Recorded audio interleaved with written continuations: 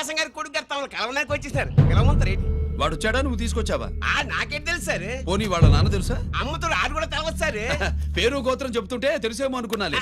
రమ్మను. ఒరే కిరణం, కిరణం నీ నాన్న గుడిని మింగేసే రకమైతే ఈడ దేశాతాబ్దంలో కట్టారు. అప్పుడెంత మింగేసినారు కూడా చెప్పేసి రకం. కొంచెం జాగ్రత్త. రే రారవే.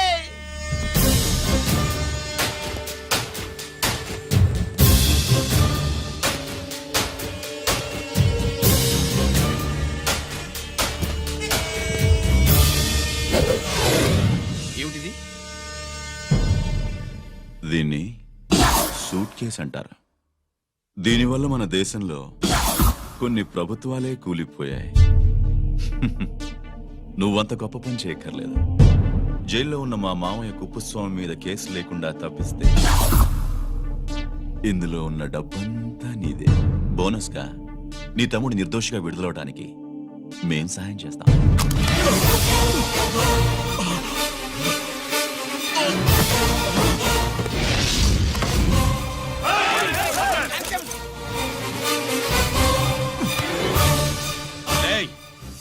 దీన్ని పిస్టల్ అంటారు. దీనివల్ల కొన్ని దేశాల్లో విప్లవాలే వచ్చాయి. దీనికి సంఘ వ్యతిరేక శక్తుల్ని కాల్చి చంపిన చరిత్ర ఉంది. నీలాంటి వాళ్ళని ఎన్కౌంటర్ చేసిన బ్యాక్గ్రౌండ్ ఉంది. మీ తమ్ముడి జీవితం మా చేతుల్లో ఉందని తెలిసి కూడా ఎదురొస్తున్నావా? నీ జీవితమే నీ చేతుల్లో లేదు. నా తమ్ముడి జీవితం గురించి నీకెందుకురా వర్రి? నోకరాజు సరే సూట్ కేసు లోపల పెట్టి మంత్రా ఎత్తి వీడి నెత్తిని పెట్టు.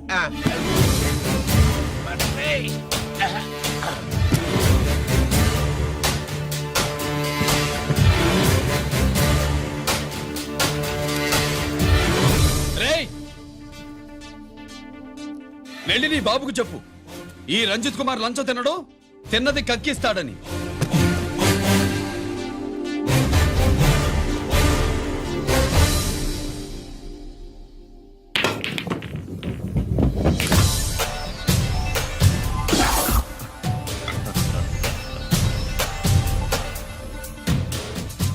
రూల్స్ పాటించే పోలీస్ ఆఫీసర్వి, రూల్ తప్పి ఆట ఆపావేంటి? నీకు ఆడడం తెలుసు, నాకు ఆడుకోవడం కూడా తెలుసని నీకు చెప్పడానికి. బాల్ని పాకెట్లో వేసే క్యూ నీ చేతిలో ఉంది. లాకప్లో తోసిన వాళ్ళని ఎర్రగొట్టే లాఠీ స్టిక్ మా చేతుల్లో ఉంటుంది. సూట్ కేస్ తిప్పి పంపించావు కదా, నిజాయితీ పరుడి ఫేస్ ఇలా ఉంటుందని చూపించడానికి వచ్చావా? అవినీతి పరుడి ఫేస్ ఎలా ఉంటుందో చూసి వేటు తప్పదని హెచ్చరించడానికి వచ్చా.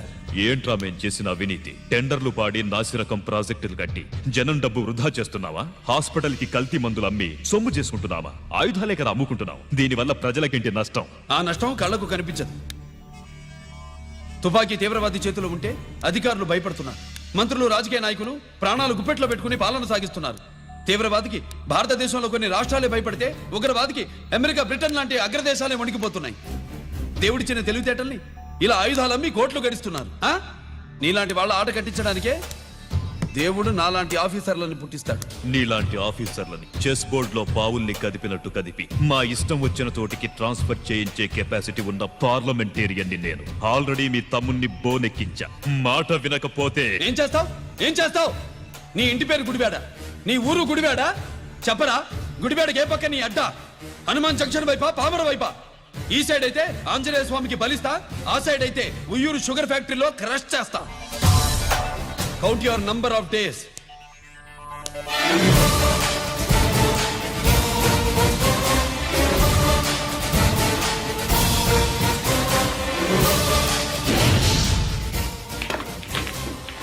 ఏమి సార్ వాడిది? అడ్డడ్డే వాడు మాట్లాడితేనే కొట్టినట్టుండది.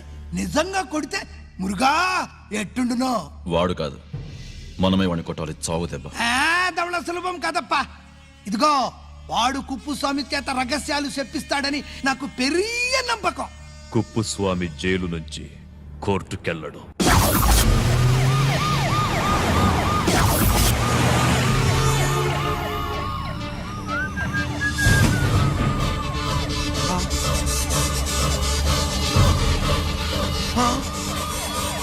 Bomb bomb bomb bomb bomb.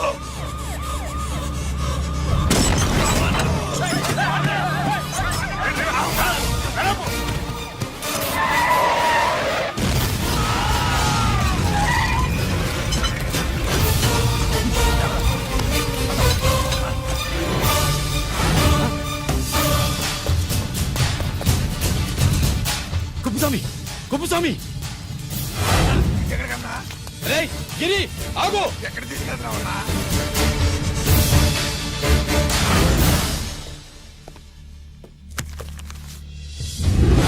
ఇదేంటయ్యా ఇతను ఇంకా ఉద్యోగంలోనే ఉన్నాడా? పీకేయమని చెప్పాగా. చెప్ప పెట్టకుండా తీసేయడానికి ఇది పొలిటికల్ పోస్ట్ కాదు, పోలీస్ డిపార్ట్మెంట్ ఉద్యోగం. మరి కుప్పుస్వామిని నీ కళ్ళ ముందే పేల్చేస్తున్నప్పుడు ఏమైందంట మీ పోలీస్ డిపార్ట్మెంట్? ముఖ్యమంత్రి దగ్గర నుంచి మంత్రుల దాకా అందరూ బుల్లెట్ ప్రూఫ్ జాకెట్లు ఎందుకు వేసుకుంటున్నారు తమరు ఎక్స్ప్లెయిన్ చేస్తే మీ ప్రశ్నకి నేను మా డిపార్ట్మెంట్ తరఫున సమాధానం చెప్తాను సార్. ఏంటయ్యా రెచ్చిపోయి మాటకు మాట మాట్లాడుతున్నావు? కుప్పుస్వామితో పాటు నీ తమ్ముడు కూడా అదే వ్యాన్ లో ఉన్నాడు కదా, వాడు ఎందుకు పేలిపోలేదు? ఎలా తప్పించుకున్నాడు? ఇంతకీ మీ బాధ కుప్పుస్వామి పోయినందుక మా తమ్ముడు తప్పించుకున్నందుక? నువ్వు నీ తమ్ముడిని తప్పించినందుకు. మంత్రి గారు, నోటికి ఏది వస్తే అది మాట్లాడడం మీ రాజకీయ నాయకులు చేసే పని, మా పోలీసుల పని కాదు.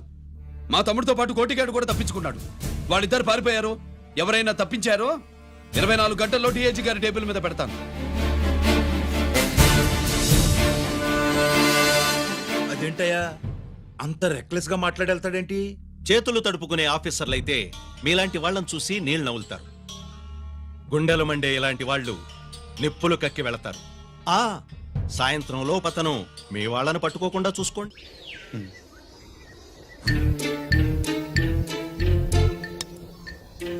ఈ ప్లేస్ ఏంటి?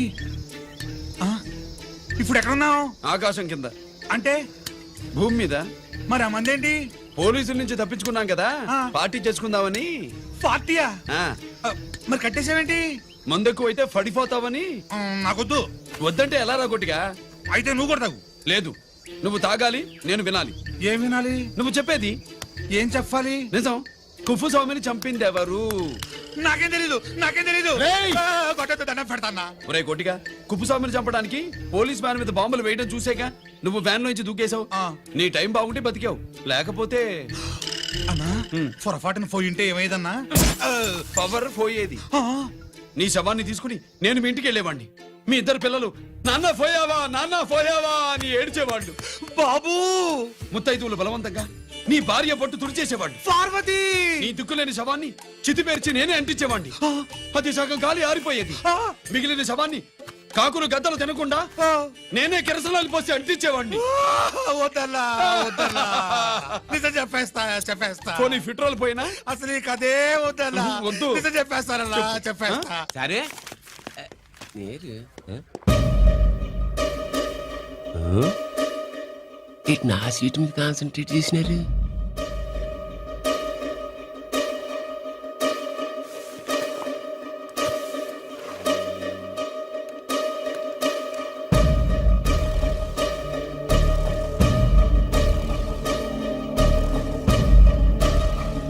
జీకే గారు, శ్రీ నోకరాజు ఇన్ఫర్మేషన్ నోట్ చేసుకోండి.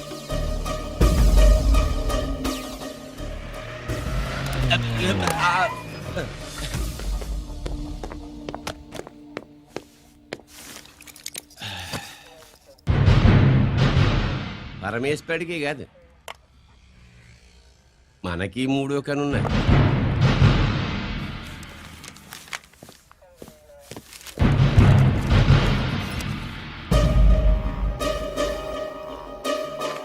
హలో నాన్న బాసు, జైన్ ఒకరికి మాట్లాడుతున్నాను. మా ఏసీపీ గారు ఇలా కలెక్టర్ని కాడానికి వెళ్తాడు. కలెక్టర్నే సాయంత్రం దాకా మీటింగ్లోనే ఉంటాడు అన్నట్టు. శంకర్రామన్ ఫోన్ చేసి ఏపీ క్వారీ ద్వారా ఈటింగ్ చేస్తారంట. ఆయుధాలు ఇచ్చింది ఆడే చేసుకుందాం అన్నాడు. వెళ్ళిపోండి, ఓకేనా? సరే రెడీ. సుబ్రహ్మణ్య గారు నాతో రండి. Yes sir. సీక్రెట్ గా కంప్యూటర్లో నా బొమ్మ చూసేయడం కాదు బాసు, రేపు ఆంధ్రదేశం అంతా పేపర్లో పబ్లిక్ గా నీ బొమ్మ చూసి చేస్తారు.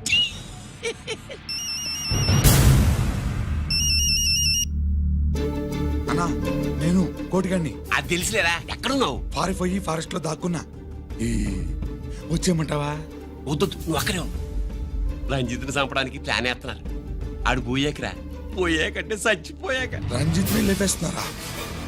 ఇప్పుడు ఇప్పుడే ఎక్కడా? ఏపీ క్వారీస్ దగ్గర.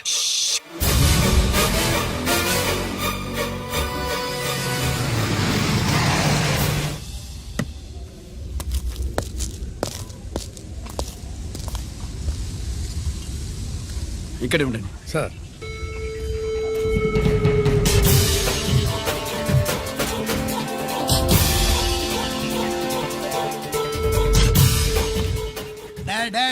శీఘ్రం చేయండి రా, శీఘ్రం చేయండి. హలో కిరణ్ బాబు చెప్పు నొకరాజ్. వారిస్ కాడే ఉన్నారా? మా ఏసీపీ ఎక్కడికి వస్తాడు? ఏమిరా చూస్తారు, తొందరగా చెయ్యండి.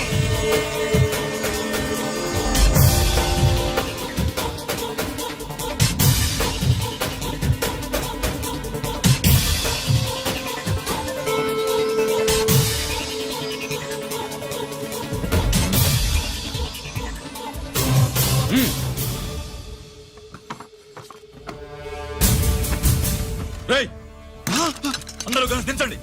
దించండిరా, అంత గంట కింద పడవేయండి. మూవ్.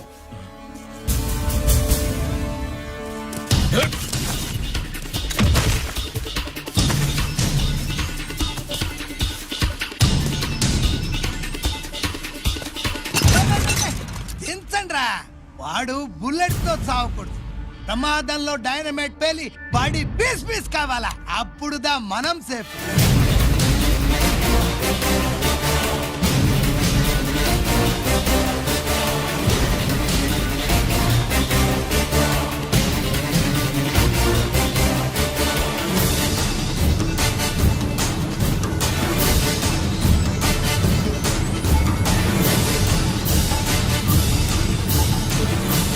రేయ్ స్టాప్ దేర్, ఆగు. నేను 3 కౌంట్ చేసేలోగా లొంగిపోవాలి, లేకపోతే ఎన్కౌంటర్ అకౌంట్ లోకి ఎక్కిపోతాం.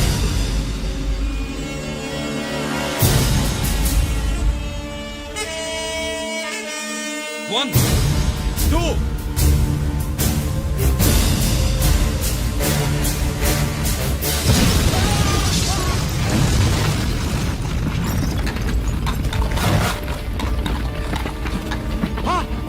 అమ్మయ్యా.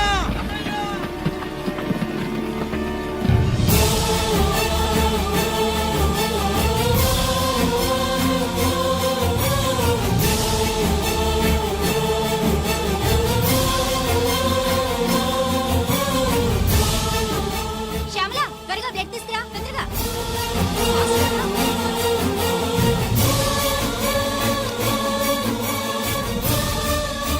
డాక్టర్, బాడీ నిండా మల్టిపుల్ ఫ్రాక్చర్స్ ఉన్నాయి. ఏదైనా పెద్ద హాస్పిటల్కి తీసుకెళ్తే బెటర్. లేదు డాక్టర్, ఇక్కడే ఉంచుదాం. రికవర్ అవడానికి కొంత టైం పడుతుంది. పట్టనే ఉండి, పర్వాలేదు. ఓకే. ఎవరికి గరి ఫోన్ చేస్తున్నావు? నాన్నకి వద్దు, ఫోన్ కట్ చేయి. అది కాదు బాబాయ్, నాన్నకి ఈ విషయం తెలియకూడదు. రంజిత్ పరిస్థితిలో ఉందని మీ అమ్మ నాన్న తెలియకూడదు. తెలిస్తే వాళ్ళు తట్టుకోలేరు. నీకు ఇప్పుడు కొన్ని విషయాలు తెలియాలి. రా. నిన్ను ఈ కేసులో ఇరికించిన వాళ్ళు నిన్న మొన్న పరిచయం ఉన్నవాడు కాదు. 14 ఏళ్ల క్రితం మీ నాన్న ఉత్తరప్రదేశ్లో ఉద్యోగం చేస్తుండేవాడు. అక్కడే ఇండస్ట్రియలిస్ట్గా స్థిరపడ్డ జీకే మీ నాన్నకి, మీ నాన్న బెస్ట్ ఫ్రెండ్ అమర్నాథ్కి ఒకరోజు పార్టీ ఇచ్చాడు. లేడీస్ అండ్ జెంటిల్మెన్, ఎక్కడో ఆంధ్రాలో విశాఖపట్నం నుంచి నేను ఈ బార్డర్కి వచ్చింది మీలా దేశ సేవ చేయడం కోసం కాదు, కాంట్రాక్టులు చేస్తూ డబ్బు సంపాదించడం కోసం. అలాగే ఇప్పుడు ఈ పార్టీ ఇచ్చేది కూడా నా స్వార్థం కోసమే. అవును, ఆ స్వార్థం ఏంటంటే మీ అందరి మధ్య నా ఏకైక కూతురు పుట్టినరోజు జరుపుకోవటం.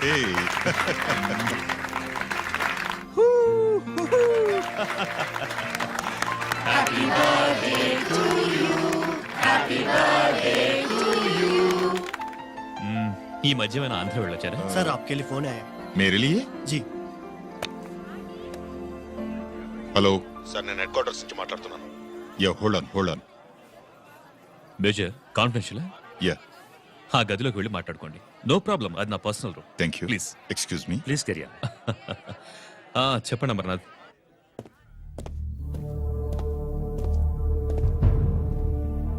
హలో సార్, ఆయుధాలు బార్డర్ చెక్ పోస్ట్ కి తీసుకురమని మెసేజ్ వచ్చింది. ఎప్పటిలాగా ఏర్పాట్లు చేయమంటారా? నో, మిలిటరీ ట్రక్కుల్లో తీసుకెళ్లిన 3 సార్లు టెర్రరిస్టులు అటాక్ చేశారు. అప్పుడు ఆయుధాలే కాకుండా మన సోల్జర్స్ ను కూడా పోగొట్టుకున్నాం. ఈసారి వెపన్స్ తీసుకురావడానికి ప్రైవేట్ లారీలు వాడదాం. ఎవరికి అనుమానం రాదు. ఓకే? లెఫ్టినెంట్ కల్నల్ అమర్నాథ్ ఈ ఆపరేషన్ చూసుకుంటారు. Okay sir.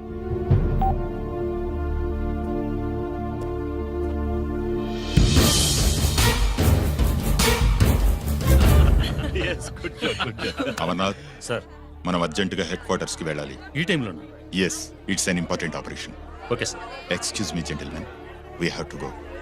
All right sir, thanks for coming. Thanks for coming. Thank you sir. నమస్తే. నమస్తే స్వాతి. ఏంటి మమ్మీ? రామ్మా వెళ్దాం. Bye uncle. Bye sweet heart.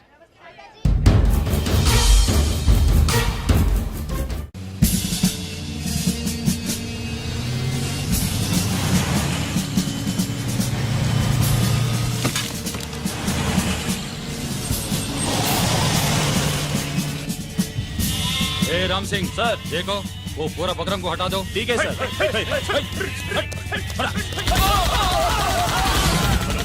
Hello sir ఇక్కడ అటాక్ జరిగింది.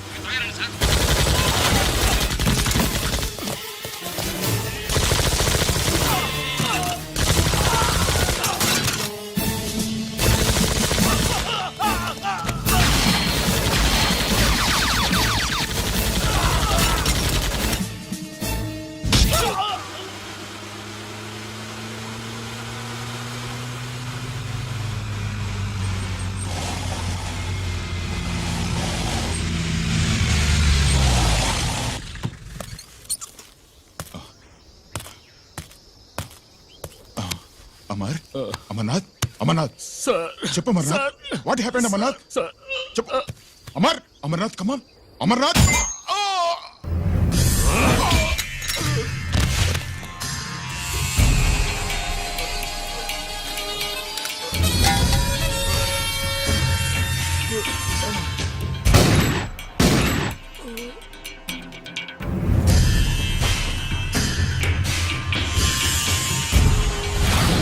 నిజానికి జరిగింది ఇది.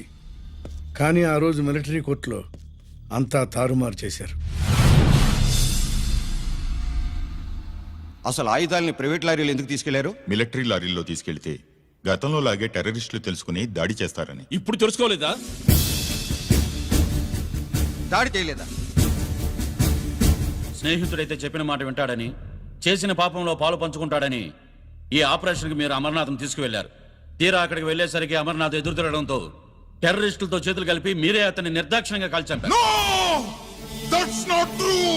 సాక్ష్యాధారాలను పరిశీలించిన మీదట మేజర్ జనరల్ చక్రవర్తిని నేరస్తుడిగా నమ్ముతూ 14 సంవత్సరాలు కఠిన కారాగార శిక్ష విధిస్తున్నారు. Mister Chakravarthy, surrender all your medals including the president's guarantee award.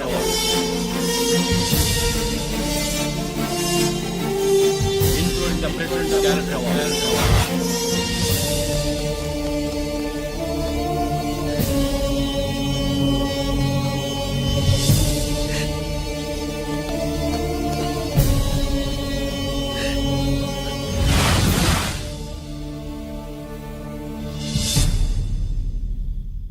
మీ నాన్న ఈ కథ నీకు చెప్పలేదు, మీ అన్నయ్యకి చెప్పాడు తనని నిర్దోషిగా నిరూపించమని.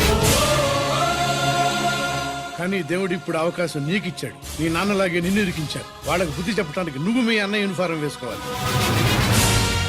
ఈ రోజు నుంచి నీ పేరు గిరి కాదు, ఏసీపీ రంజిత్ కుమార్.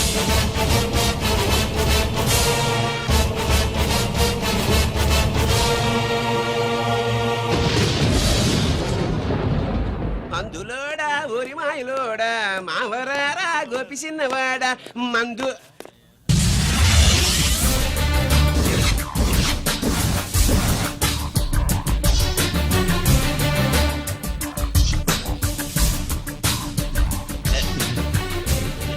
నమస్తే సార్.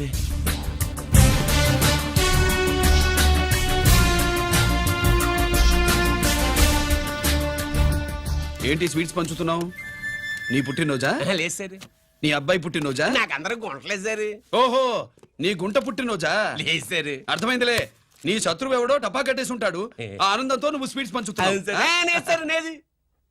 అదేమిటయ్యా చెమటలు పడుతున్నాయి? నేనంతే సార్. నా ఏ పని చేసినా చెమట ఓడ్చి పని చేయడం నాకు అలవాటు. నేను స్వీట్స్ తిన్ను, మనదంతా కారా. Sir, there was a bomb blast at KP Quarries. Is it true? Sir, is it true? No comments. ఈయన అడిగితే మీరు సమాధానం చెప్తారేంటి? మీరు చెప్పండి సార్. అయితే నేనే చెప్తాను. No comments. బాంబ్ బ్లాస్టింగ్ కారణం ఎవరు sir? No comments. Any casualty sir? No comments. మీరు చెప్పండి సార్. ఆయన చెప్పినారు కదా, నేను అదే చెప్తాను. No comments. ఏ ప్రశ్న అడిగినా ఏసీపీ గారు నో కామెంట్ అంటున్నారు. పూర్తి వివరాలతో మళ్ళీ కలుస్తాం. కెమెరామ్యాన్ సుబ్బరాజ్తో మీ అనిత.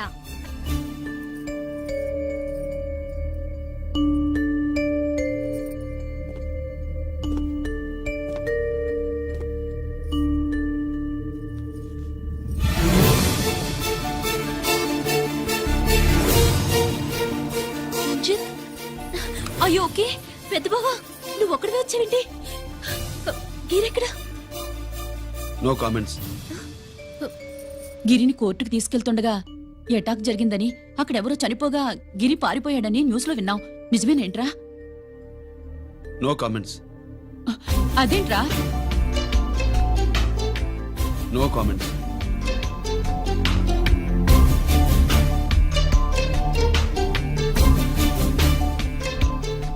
అదేమిటండి, గిరి గురించి అడిగితే నో కామెంట్స్ అంటాడేమిటి? వాడి గురించి టెన్షన్ పడ్డం వేస్ట్. పెద్ద బావా పెద్ద బావా గిరెక్కడున్నాడు నాకన్నా చెప్పొచ్చు కదా. దేనికి? మా నాన్న వేరే వాడితో పెళ్లి చేస్తానని టెన్షన్ పెట్టేస్తున్నాడు. రేపు నేను వచ్చి మీ నాన్నకి టెన్షన్ పెడతాలి. ఏమే ఏమండి? ఎక్కడున్నావా? ఇట్రా ఇట్రా ఇట్రా. రంజిత్ ఫోన్ చేసి ఆ. చాలా ముఖ్యమైన విషయం మాట్లాడటానికి మీ ఇంటికి వస్తున్నాను అన్నాడు. ఆడు మాట్లాడే పద్ధతిని బట్టి ఆడు సుబ్బు కోసం వస్తున్నాడని నాకు అనిపిస్తుంది. నాకేం అలా అనిపించట్లేదే. కొట్టిన మొహం పగిలిపోద్ది. రంజిత్ వచ్చినప్పుడు ఇట్లా తిక్కదానిలాగా మాట్లాడబోక. అప్పుడప్పుడు అల్లుడు ఏమని తీసుకుంటావా, అల్లుడు ఏమని తీసుకుంటావా అని అడుగుతూ ఉండాలి. ఆలస్యమైందా మామయ్య? మామయ్య, ఆహా, నీ నోటమ్మట మామయ్య అని వింటుంటే కాశీ వెళ్ళి గంగలో మునిగినంత ఆనందంగా ఉంది. నేను వచ్చింది అందుకేలే. అల్లుడు గారు ఏమైనా తీసుకుంటారా? వద్దట. అబ్బా, అమ్మాయి దగ్గర తీసుకుంటాలేవే. నువ్వు రాలుడు రాలుడు కూర్చో కూర్చో. సుబ్బులేది?